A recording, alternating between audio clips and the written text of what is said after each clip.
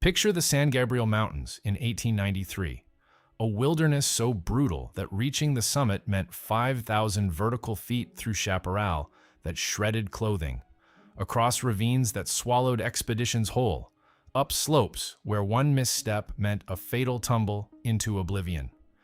These peaks loomed just miles from Los Angeles, visible from every corner, yet as unreachable as Mars itself.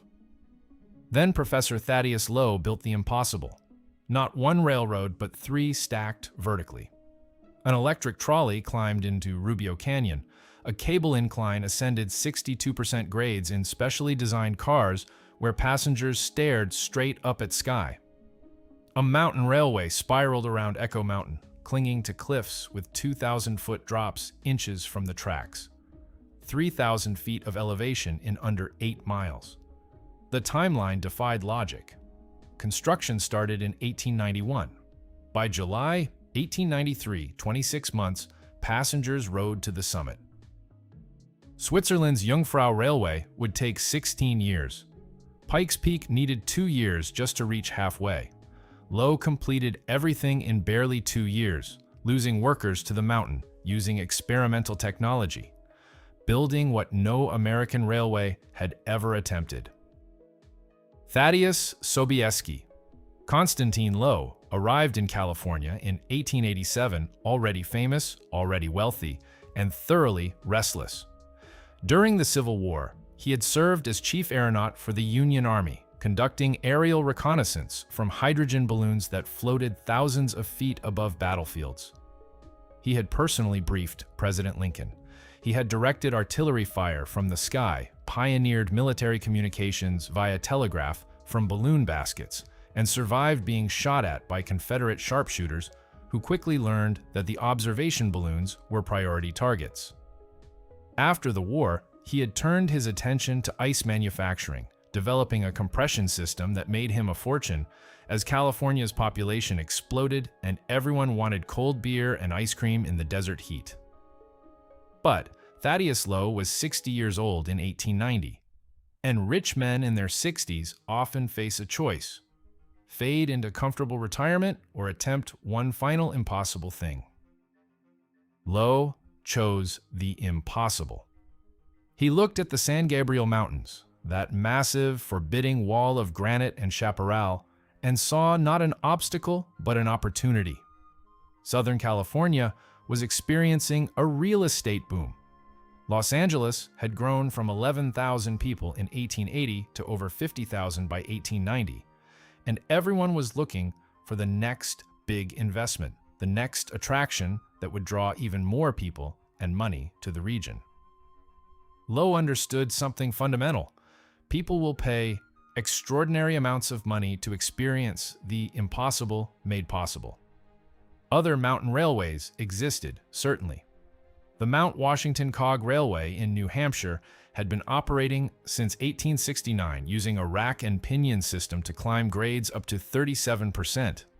Switzerland's Pilatus Railway, which wouldn't open until 1889, would eventually reach grades of over 48% using a modified rack system. But these were all in established tourist regions with existing infrastructure, built over many years with substantial financial backing and government support. Lowe proposed to build his railway in the American West, in mountains, with no roads, no infrastructure, no water sources, and grades that would exceed anything attempted in North America. And he proposed to do it almost entirely with his own money.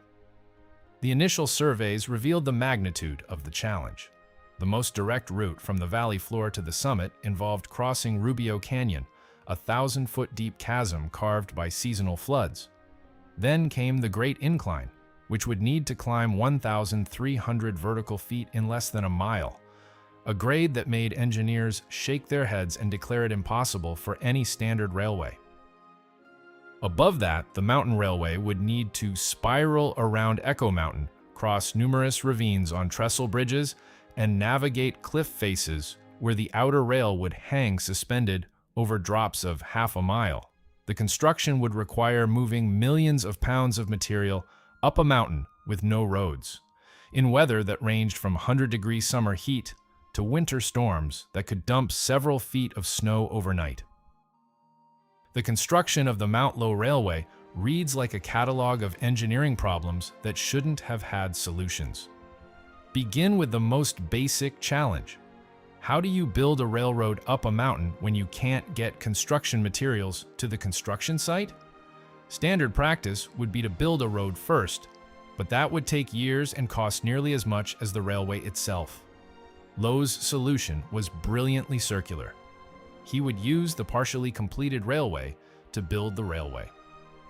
As each section was finished, it became the supply line for the next section higher up. Work began in the summer of 1891 with the Rubio Canyon trolley line, an electric railway that would run from Altadena to the base of the Great Incline. This seemed like the straightforward part, just an electric streetcar line climbing a gentle grade. Except Rubio Canyon wasn't gentle. The line had to cross the canyon on a massive wooden trestle bridge, then climb the opposite wall on grades reaching 9% while curving around cliffs and through cuts blasted into solid rock. The Gong Ren-s, many of them Chinese immigrants and Mexican laborers working for $1 a day, had to hand-drill holes for explosives, shovel away tons of granite and sandstone, and construct trestle supports that reached 80 feet high in places.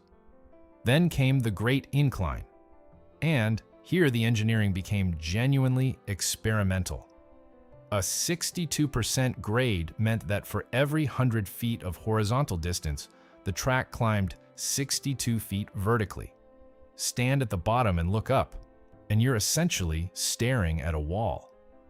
Conventional locomotives couldn't possibly climb such a grade. The wheels would simply spin uselessly. Even rack railways, which used a toothed rail and a gear drive, typically maxed out at 48%. Lowe's solution was a cable incline system, similar to San Francisco's cable cars, but on a scale never attempted before. The engineering required 2 tracks running parallel up the mountain face, with 2 passenger cars connected by a massive steel cable. A stationary steam engine at the top would wind the cable around a huge drum.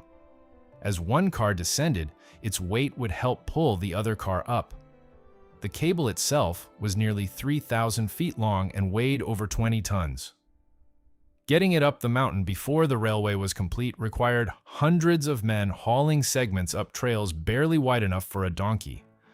The drum mechanism and steam engine, massive pieces of machinery weighing several tons each, had to be disassembled, carried up piece by piece, and reassembled at the summit station. But the real innovation was in the passenger cars themselves. In a normal railway car, the floor is level. On a 62% grade, a level floor would mean passengers in the rear would be standing, while those in front would be lying almost flat. Lowe-designed cars with stepped interiors, like stadium seating. Each row of seats was higher than the one in front, so that when the car sat on the steep track, passengers were sitting upright, staring out the front windows at the sky and out the rear windows at the valley floor spreading out below them. It was like riding in a slow-motion rocket ship. At the top of the Great Incline, workers carved out Echo Mountain, not a natural peak, but a flattened shoulder of the mountain range, bulldozed and graded to create room for what Lowe envisioned as a mountaintop resort complex. By the time construction finished in 1894, Echo Mountain hosted a 4-story hotel called the Echo Mountain House, with 70 rooms, a 2-story observatory with a powerful searchlight visible from Los Angeles, a dance pavilion, a zoo featuring bears and mountain lions caught in the local hills, and a bowling alley blasted directly into the rock of the mountain. The searchlight alone drew crowds. On clear nights, Lowe would aim it at the clouds, creating a glow visible for 50 miles, or sweep it across the valley below, illuminating buildings in Pasadena and Los Angeles. Compare this to other mountain railway destinations of the era. The Mount Washington Cog Railway deposited passengers at a small summit house that was frequently closed due to weather. Pikes Peak had a basic shelter. Most European mountain railways of the 1890s had, at best, a single hotel and perhaps a restaurant. Lowe built an entire resort complex at 3,500 feet elevation, complete with electric lighting, running water pumped from springs, and a telephone line connecting to Los Angeles. Guests could stay overnight, wake up to watch the sunrise over the Mojave Desert, spend the day hiking or riding mules on mountain trails, and return to civilization the next day, having experienced wilderness that would have taken weeks to reach just a few years earlier. The mountain railway that climbed from Echo Mountain to Alpine Tavern was, in some ways, the least dramatic section of the system. It only climbed at conventional grades between 5 and 7%, but it was arguably the most spectacular. The line wrapped around the mountainside on a narrow ledge carved into the cliff face, with the outer rail supported on timber trestles that jutted out over drops of 1,500 to 2,000 feet. In 18 places, the track crossed ravines on wooden bridges where passengers could look straight down through gaps in the floorboards to treetops hundreds of feet below. The curves were so tight, some as sharp as 75-degree bends, that the railway used the shortest passenger cars possible. And even then, the outer ends of the cars hung out over empty air as they rounded the corners. One section, known as the Circular Bridge, became instantly famous. Here, the track curved 180 degrees around a ravine while climbing, so that passengers on the right side of the car could look back and see the track they had just traveled passing underneath them. It was like something from a surreal painting, a railway that looped back over itself in 3 dimensions, hanging from a cliff face with nothing but air beneath it. Photographers came from across the country to capture this marvel. Postcards featuring the circular bridge sold in the hundreds of thousands. For a brief, shining period between 1893 and 1900, the Mount Lowe Railway was the most famous mountain attraction in America. A weekend ridership regularly exceeded 1,000 passengers. Special excursion trains ran from Los Angeles, connecting with the Rubio Canyon trolley. Celebrities visited. John Muir rode the railway and declared it a marvel of engineering. European tourists made it a mandatory stop, often noting that it surpassed Switzerland's railways in dramatic scenery, if not in overall length. Revenue during peak summer months exceeded $10,000 per week, an astronomical sum for the 1890s. The experience was carefully choreographed for maximum impact. Passengers would board the electric trolley in Altadena, riding through orange groves and past Victorian mansions before entering the wild landscape of Rubio Canyon. The trolley would cross the high trestle bridge, 80 feet above the canyon floor, while the conductor would announce the height and invite passengers to look down. Then came the transfer to the Great Incline, where the real drama began. As the cable car climbed, the angle would seem to increase impossibly. First-time riders would gasp, grab their seats, occasionally scream. The car would rise through chaparral, then scrub oak, the vegetation changing with altitude. About halfway up, the car would reach the point where the grade was steepest, and passengers in the upper rows could no longer see anything through the front windows except sky. At Echo Mountain, there would be a pause, sometimes just minutes for day trippers to take photographs, sometimes hours or overnight for resort guests. Then, the final leg aboard the mountain railway, spiraling upward through increasingly sparse vegetation, crossing those terrifying trestle bridges, rounding the circular bridge with its impossible geometry. Finally, arrival at Alpine Tavern at 4,500 feet elevation, where the air was thin and cool even in July, where snow could fall in any month, where the view stretched across the entire Los Angeles basin to the Pacific Ocean on clear days. What set the Mount Lowe Railway apart from other mountain railways wasn't just the engineering, though that was spectacular enough. It was the democratization of mountain access. In Europe, mountain climbing remained the province of the wealthy and physically fit. In Colorado, reaching Pikes Peak required either a grueling hike or paying substantial fees for the cog railway. But Lowe priced his railway aggressively.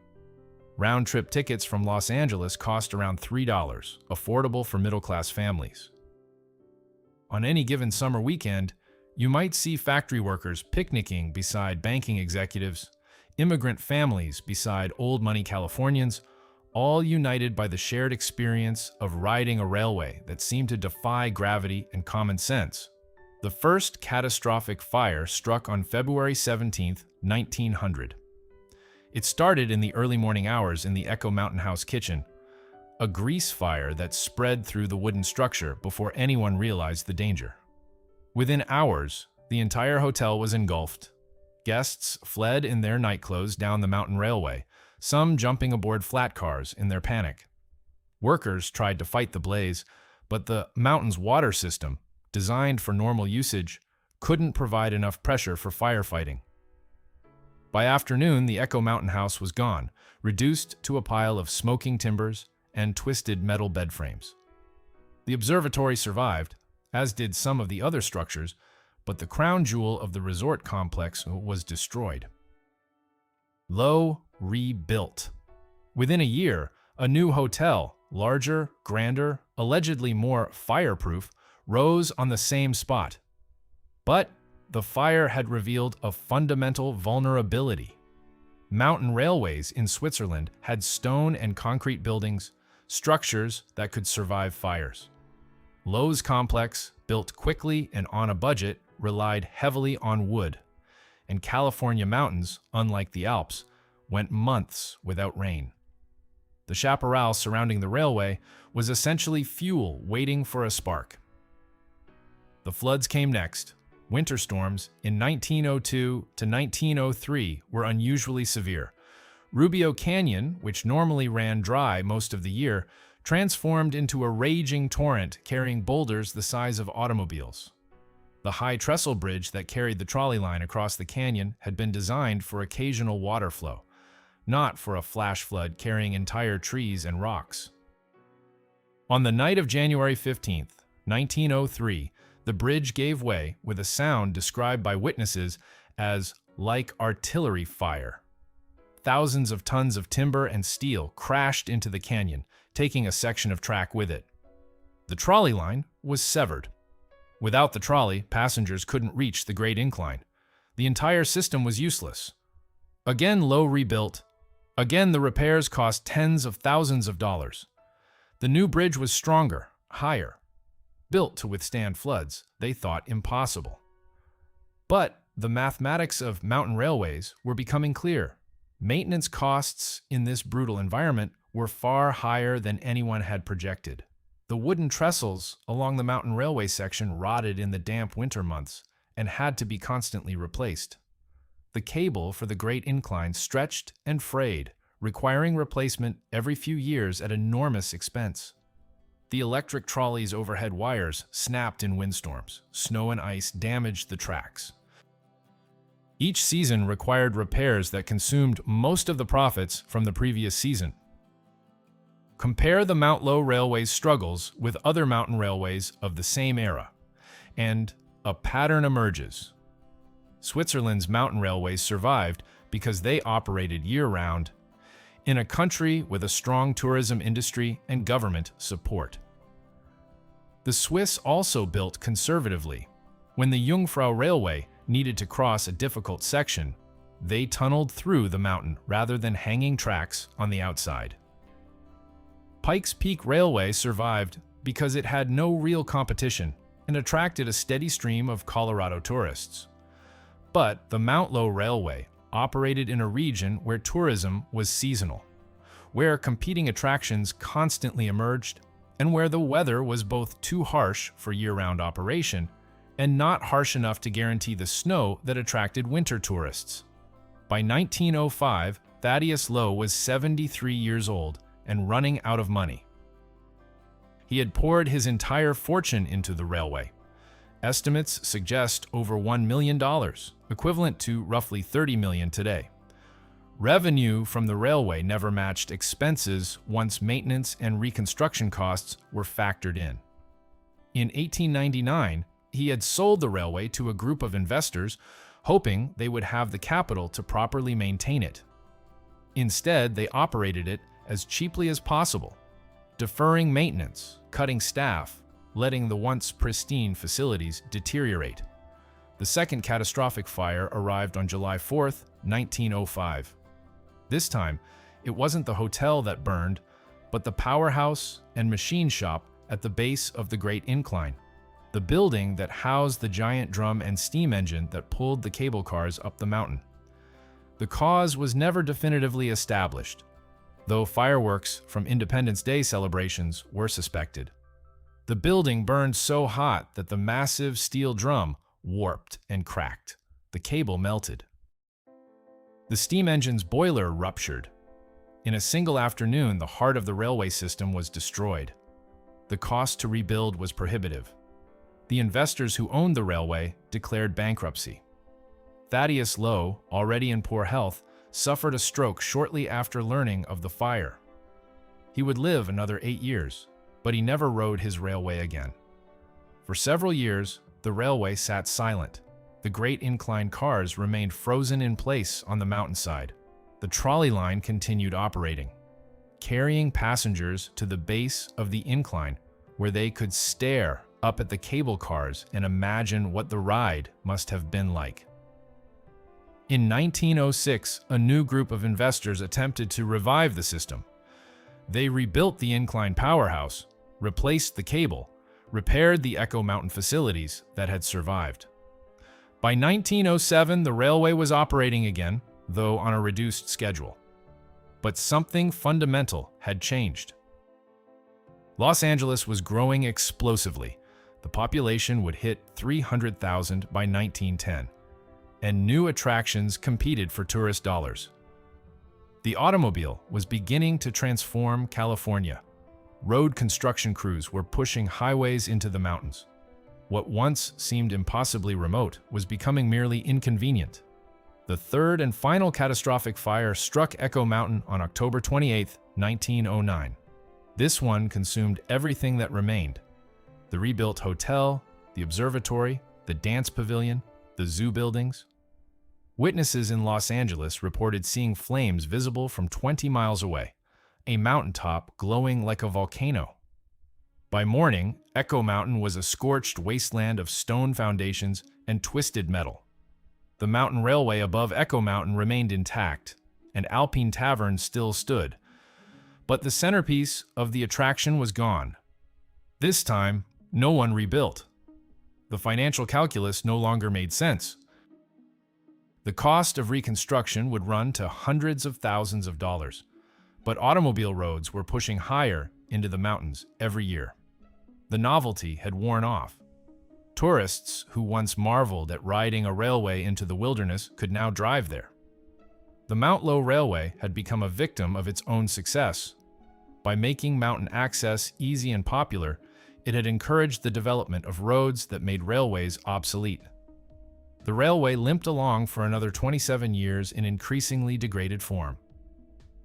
The Great Incline continued operating until 1936, though the cable cars were shabby and the machinery constantly broke down. The mountain railway section above Echo Mountain ran until 1938, taking passengers to Alpine Tavern, even though Echo Mountain itself was just a ruin. But the passenger counts dwindled year by year. By the mid-1930s, weekend ridership was sometimes just a dozen people. The Depression made matters worse. Tourism evaporated, maintenance budgets disappeared. The final blow came not from fire or flood, but from simple economics and a windstorm. On March 12, 1936, winds gusting over 80 miles per hour roared down from the mountains. The Great Incline's cable snapped, sending one of the cars rolling backward down the track until it crashed into the lower station.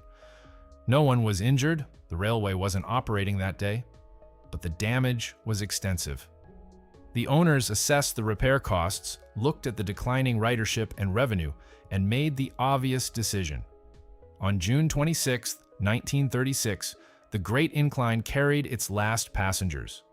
The Upper Mountain Railway continued for 2 more years, accessible only via a rough trail, carrying a handful of hikers and nostalgic tourists. On November 13, 1938, the last electric train climbed to Alpine Tavern. The Mount Lowe Railway was finished. What followed was one of the most thorough erasures of a major engineering work in American history. Salvage companies bought the equipment and metal for scrap. The electric trolley overhead wires were pulled down, the copper sold. The rails were torn up and melted down. The incline cable was cut into sections and hauled away. The buildings were stripped of anything valuable: fixtures, furniture, even window frames and floorboards. Then came the fires, not accidental this time, but deliberate, as property owners burned the remaining wooden structures rather than pay property taxes on them. By 1940, almost nothing remained but stone foundations and scattered debris. The Forest Service, which now owned much of the land, made no effort to preserve the ruins. The official position was that the railway had always been a blight on the wilderness, and good riddance to it. Trails were rerouted to avoid the old railway bed. Signs were taken down. When hikers asked about the ruins they stumbled across, rangers often claimed ignorance or directed them elsewhere. There was a deliberate effort to let the mountains reclaim what humans had built. And reclaim it they did. Chaparral grew over the railway bed. Landslides buried sections of track. The wooden trestles rotted and collapsed into ravines. Winter floods washed away bridges. The circular bridge, once the most photographed section of track in California, slowly disintegrated until nothing remained but a few bent rails jutting from the cliff face. Echo Mountain's buildings crumbled into piles of rubble overgrown with brush. By 1960, you could hike past the location of the Echo Mountain house and never know anything had been there unless you noticed the unnaturally flat terrain and the geometric arrangement of stones beneath the weeds. Today, hiking the Mount Lowe Railway Trail is like conducting archaeology in real time. The ruins are scattered across miles of mountain terrain, slowly being erased by a century of weather and vegetation. Start at the bottom, where the Rubio Canyon trolley line once ran, and you'll find segments of concrete foundations hidden in the brush, barely visible unless you know to look. The Great Trestle Bridge that crossed Rubio Canyon is completely gone. The flood of 1938 finished what the 1903 flood began. But hikers occasionally find iron spikes and metal hardware in the creek bed, remnants of the structure carried downstream and buried in sediment. The Great Incline is more visible, but only barely. The railway bed is still there, carved into the mountain face. Erosion hasn't yet been able to erase a scar that large. But the tracks are gone, salvaged decades ago. Wooden ties have rotted away completely. The only hint that this was once a railway is the unnatural straightness of the path and the precisely graded angle. At the top, where the incline powerhouse once stood, there's a jumble of concrete foundations and scattered bricks. Metal fragments, possibly pieces of the drum mechanism or steam engine, lie half buried in the dirt. But without context, you would never guess this was once the engine of an engineering marvel. Echo Mountain is the most haunting ruin. The flattened summit is obvious. Mountains don't naturally have large, level plateaus. Scattered across this plateau are foundations, walls, staircases leading nowhere, the concrete base of the observatory, fragments of the zoo cages. In winter, when the brush dies back, you can trace the outline of the Echo Mountain house, see where the dance pavilion stood, identify the power plant ruins. But in summer, everything disappears under vegetation. The famous searchlight that once projected a beam visible from Los Angeles is represented by a circular concrete mount, the metalwork long since salvaged. The mountain railway section above Echo Mountain is where nature has been most successful at erasure. Entire sections of the route are simply gone. Landslides have carried away tons of rock and soil, taking the railway bed with them. The wooden trestles have collapsed completely. In many places, the only evidence they existed is subtle changes in vegetation, where the wood rotted and altered the soil chemistry. The circular bridge is now just a gap in the cliff face where the track curved around the ravine. Iron spikes and occasional sections of bent rail are all that remain. Alpine Tavern, the terminus, burned in 1936 and was never rebuilt. The site is now barely identifiable, a slightly flatter area in the forest, some scattered foundation stones, and not much else. Yet, the Mount Lowe Railway refuses to be completely forgotten. It exists now primarily in photographs, thousands of them, preserved in archives across Southern California.